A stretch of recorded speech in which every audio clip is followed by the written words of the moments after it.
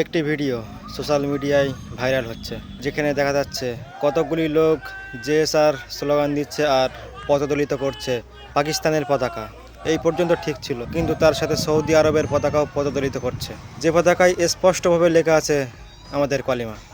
এটা শুধু ভিন্ন রাজনীতি না, এটা ধর্ম নিয়ে খেলা চলছে এবং এই খেলাটা খুবই বিপজ্জনক।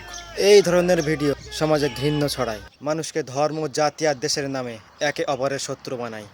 আর এই সুযোগে কেউ কেউ ভারত পাকিস্তানের মতো যুদ্ধের নাটক শুরু করতে চাইছে। একটা ভুল ভিডিও জ্বালিয়ে রাখ করে দিতে পারে পুরো গোটা সমাজকে।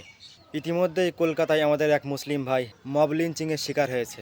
কলকাতা পুলিশের সঠিক এবং কঠোর পদক্ষেপের আহ্বান জানাবো। চোখ খুলে রাখুন, গুজব, উস্কানি, বিদ্বেষ সব চক্রান্তের অংশ। সচেতন হন, না হলে আপনি নিজেই ওদের হাতিয়ার হয়ে যাবেন। অন্যায় পথে পা দেবেন না, ভুল সিদ্ধান্ত নেবেন না, অন্যায় দেখলে সহ্যও করবেন না। সতর্ক থাকুন, ধর্ম নিয়ে খেলা শুরু হয়েছে। এবার না জেগে উঠলে বড্ড দেরি হয়ে যাবে। আসসালামু আলাইকুম।